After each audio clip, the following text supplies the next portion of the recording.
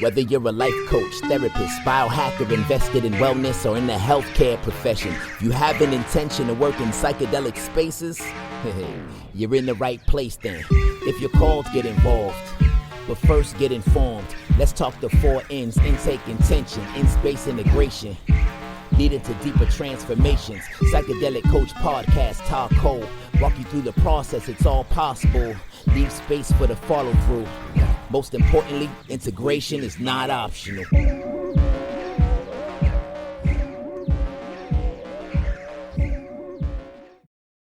Welcome to the Psychedelic Coach Podcast. My name is Ty, and before we move on, I want you to hit that subscribe button so that you never miss another podcast. Welcome to today's episode, y'all.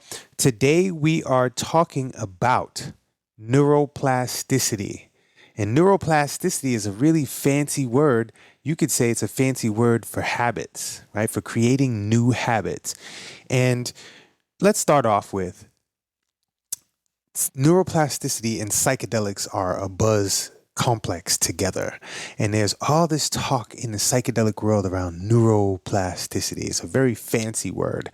And coming from a nursing background, I know what neuroplasticity is. This is something that I learned. I learned about neuro, right? Where the word neuro comes from. And the plasticity thing is something that I learned actually in nursing school. I learned that neuroplasticity wasn't possible for adults. It was only possible for children. It was just coming into vogue and into a phase that adults had all of these possibilities of being neuroplastic. And right now, it's a very big thing in our sciences that we are neuroplastic. And I'm going to explain what that means. I wanted to explain that myself and many of the people that I went to nursing school with, we were taught, and many of the doctors that I worked with were taught that the possibility of changing your brain was limited to children or very basic spaces in an adult body. And the word neuro, N-E-U-R-O, comes from anything that is relative to the brain, right? Neurological.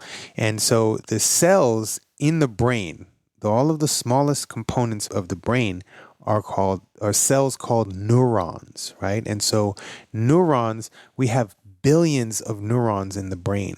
And the neurons are all connected to one another by what we call synapses. They're little gaps that combine to connect the neurons together. And so when we form habits and we do something over and over again, neurons come together and they synchronize with one another and they send signals. And so they'll send signals out to a bunch of different nerves. And there are thousands of connections from each neuron to multiple other neurons. And they all drive signals and impulses that create the functions that we have around our bodies, the language that we speak, the accents that we have, the intonation, all of the habits that we have are embedded into our nervous systems, right? Into our brains and into our spinal cords and into all the nerves around our bodies. And so the brain is the central hub of all neurological activity. It's the central hub. It's how we connect. It's how we bring things together. It's how we connect to everything else through the brain. And so when we become adults, we have habits that are fashioned into the brain in the form of neurological connections, right? Neurological. And when we can actually change those connections, we call it neuroplastic because there's an ability to change that. It becomes what we call plastic or malleable, changeable. And when we experience psychedelics, it puts us in a very, very ripe space to actually experience neuroplasticity in a very, very opportunistic way. There are a few modalities in the world that provide an environment like that. We have psychedelics, we have breath work, we have heat, we have trauma, we have drama, right? We have big impact experiences that can put us in a space of neuroplasticity. Now, the things that drive neuroplasticity are being studied. So there's no one particular space of knowing what makes a person neuroplastic. The hormones that are generated in big events and big impact events have an impact on how the brain becomes neuroplastic and creates new potentials for habits. So, for example, let's say as a kid, I was sitting in the backseat of a car, and another car came, and I heard screeching, and then bam, big impact. The car was damaged. Maybe there was some injuries or whatever. That could put me in a position to be very neuroplastic, so I can create a habit around protection or preparation for something like that. And so every time I hear screeching, my body might get ready for something to happen. That's a habit, okay? That's performed very quickly in a very neuroplastic space, right? And so that very neuroplastic space provides me an environment to etch a habit into the neurological pathways, right? The pathways of all the nerves inside of my brain. And we create habits like this all the time. And we can create habits through repetition by doing something over and over again, over and over again. And we kind of engrave things into the brain by doing it over and over again. And we have the big impact experiences that cause a neuroplastic space. So we have repetition and we have impact.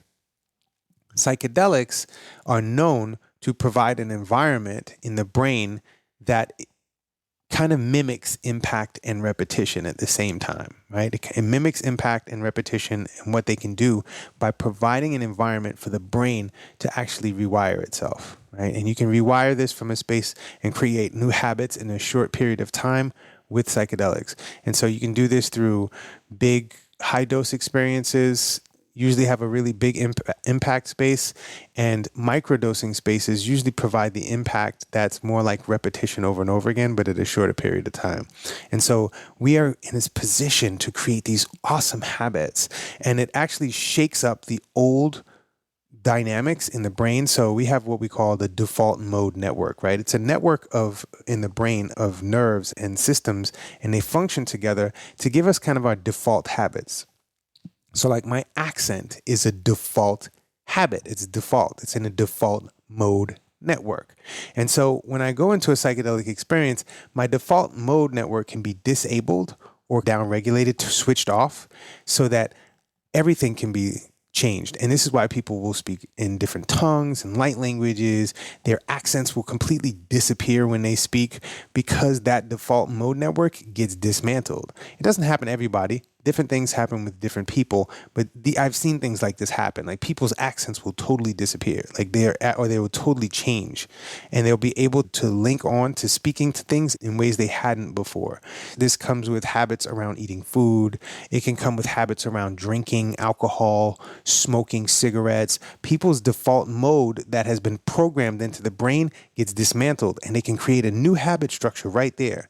And they can fall back into the old habits again if they go back into the old environment, which provides the old habit to come back online, and it can be etched in even deeper. But if you do this stuff from a very highly intentional place, it can change the dynamic of everything. And so when you dismantle the default mode network, when you change that space and you shake it up and you leave it open to having all these other neurological spaces connecting with one another, what could you possibly do? And this is the magic of having psychedelic experiences, is there's a potential for every person that explores in psychedelics to have a change of mind. And this is where Michael Pollan's book, How to Change Your Mind, comes into play, because you can change your mind. You can change your brain, right? You can change your brain into a lot of different spaces if you choose. And so most of my experiences with psychedelics, the major thing that happened with me was I lied a lot. I was very much in this space where I was inauthentic. I was not honest. I was being in this space where I believed that I had to protect the world from me. I had to protect my mom from me. I had to protect everybody in the world from who I am.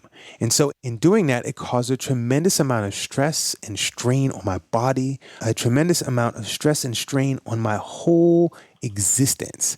And that stress and strain on my existence caused a lot of pressure on my body. It caused a lot of pressure in me. It caused a lot of disruption in my relationships. And so when I explored psychedelics, I was able to see things differently so that I didn't have to do that.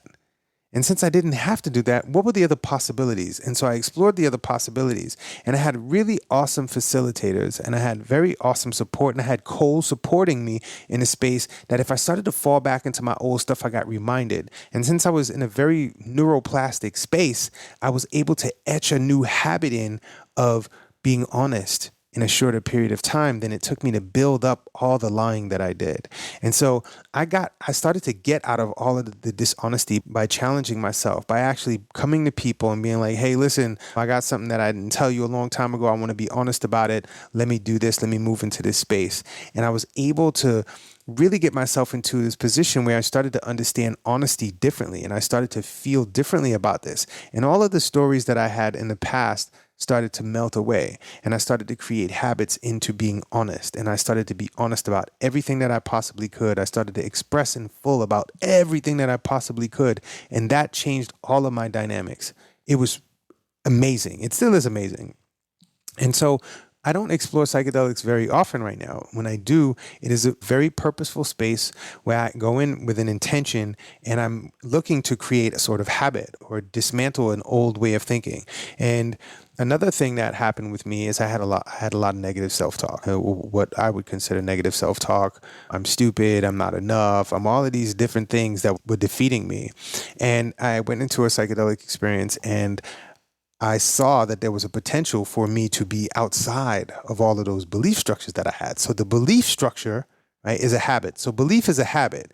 And contrary to popular belief, maybe not so popular, contrary to my old popular belief was something that was ingrained in me, right? I used to believe that. Now I know differently. And what I know is that belief is a structure that keeps me in a particular place of idealization. It keeps me in a particular place of understanding. It keeps me in a particular place of these are the rules.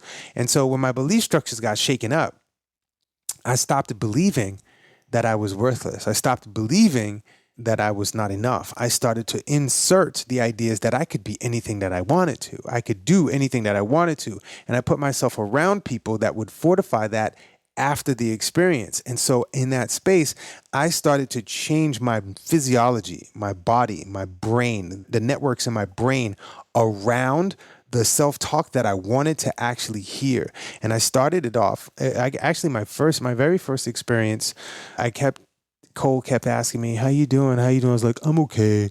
And she stopped me and she said, Ty, you always say you're okay.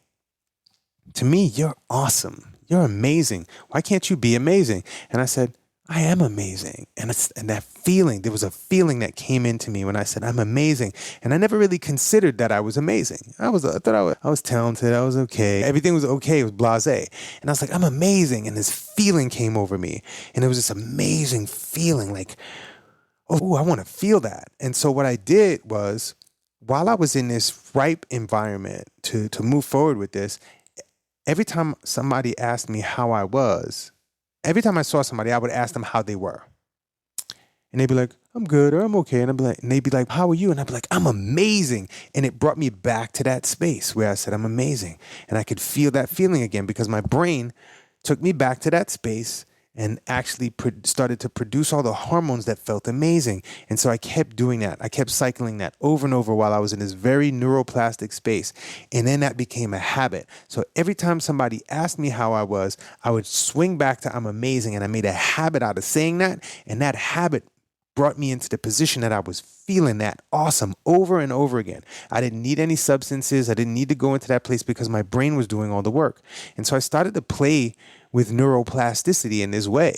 I worked on it with handstands. I've worked on it with a lot of different things. And I've been able to change my brain into a space of doing things that I never thought possible. And so if you have clients, right? So to all my coaches who are listening right now, if you have clients that are in psychedelic spaces and you're coaching them before psychedelics or after psychedelics, to all the people who are facilitating psychedelics, to start to really understand the power of habit creation with psychedelics is really a wonderful space. So I invite you to lean into that. And you can do some very practical things. And this is where journaling comes into play. And people will poo journaling. I don't want to journal. Journaling is a great place to create habits. And this is where there will be people that'll go for psychedelic experiences and they'll be journaling, and they'll, after the psychedelic experience, their handwriting will change, right? And the handwriting will get neater, or it'll get bigger, or it'll get sloppier, or you'll get whatever. And you can change your handwriting into whatever you want your handwriting to be in a shorter period of time. The same thing with daily affirmations or daily mantras or whatever you want to write about yourself, you could write on a day-to-day basis. And so when you're neuroplastic, to actually say something out loud, to see it written on paper, to write it with your hand. Now, that's 3 different ways you've expressed this already, right? Saying it in a mirror, again, that's 4 ways, right? And then speaking it to somebody else, that's 5 ways. They say in marketing, it takes 6 to 7 times for you to bring something around to yourself to actually start locking it in, right? And so when you can lock stuff in a neuroplastic space in a short period of time with psychedelics, it provides an environment for you to be really crafty with making new habits, not just from a mental space, from a physiological, nervous system, neurological, brain network space. And so this is the ultimate in biohacking. This is the ultimate in biological realignment. This is the ultimate in getting your body to perform in different ways. And this is one of the things that I've seen with people who have shifted out of diabetes, who have shifted out of having thyroid issues, who've shifted out of all of these things, is there are unconscious programs and subconscious programs that people will have negative self-talk about themselves that get the body to actually produce a hormone complex that supports disease, that supports the body to be in a very acidic pH, right? And when you're in an acidic pH, that's a great environment for cancer to develop. And so when we have these negative self-talks or unpleasant self-talks to the self, it drives hormone complexes in the body in a very habitual way. And if you're doing this without even thinking about it, if somebody says, "Hi, how you doing? That's a nice outfit," and the first thing you say is, "Oh, this old thing, this is terrible," that's a habit. And that old thing, "this is terrible," can put you into a space of self-deprecation, and that is a hormone complex that actually beats the body up and puts you in a position to be diseased. I know I don't like when somebody says that I don't look nice, but when I say it to myself, it's even worse. And so if I'm saying this on the inside all the time, if I can't look myself in the mirror all the time, and I'm loathing myself all the time, what am I doing with my hormone complexes? I'm creating an environment for my body to be in dis-ease. So this is where neuroplasticity provides an amazing space for a person to create new habits. So neuroplasticity is a very fancy word for the ability to create new habits in the brain, like in your body. And if you look back, and I tell people all the time, go back on my top free account and look back a few years just scroll back. And there's a side-by-side comparison. That's me 10 years right before I started my psychedelic explorations and after.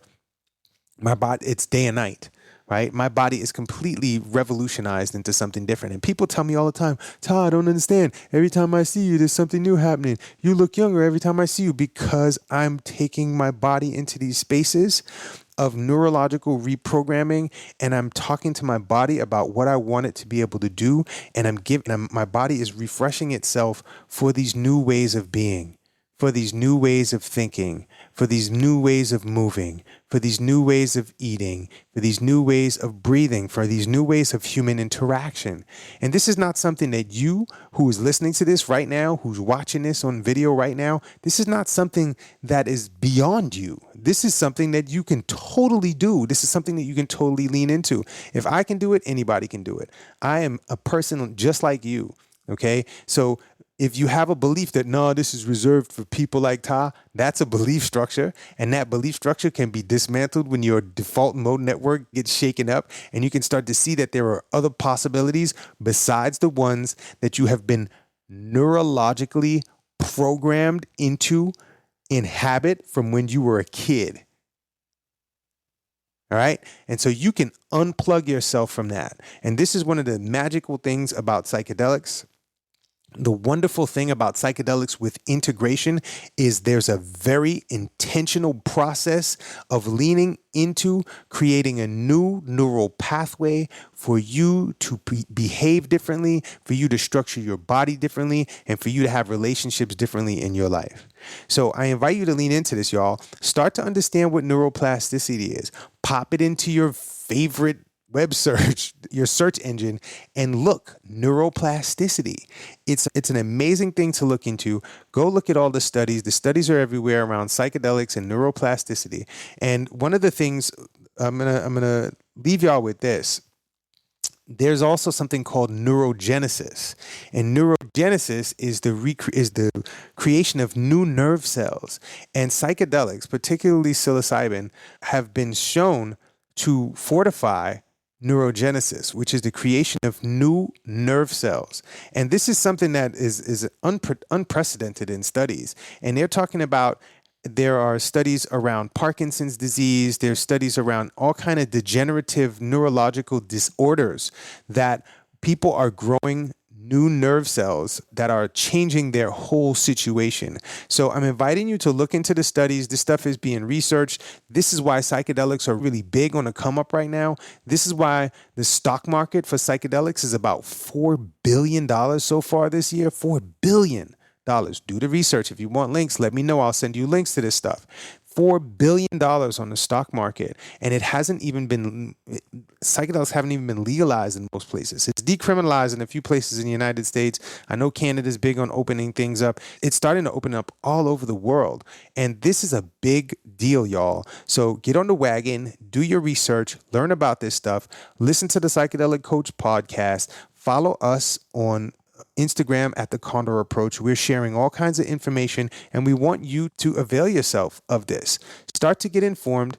If psychedelics is something you're looking to explore and dive into, please get informed. Find out where, and I do not condone the illegal or illicit use of any substances.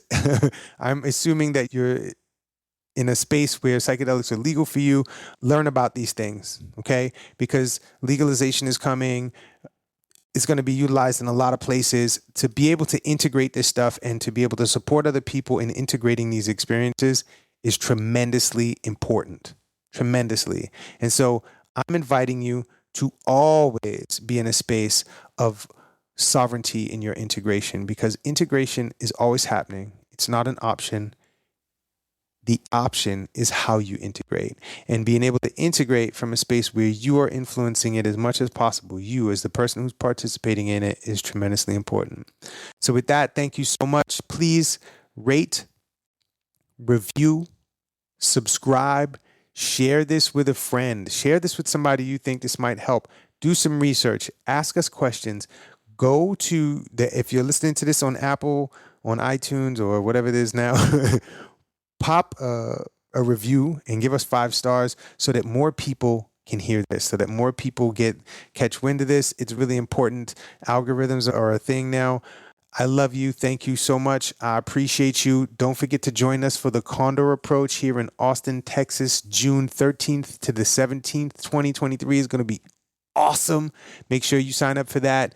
We've just put it into a space where if you don't want to become a coach and you just want to study the Condor Approach and all of the integration things that we teach, we have a 3-day at the front end of that.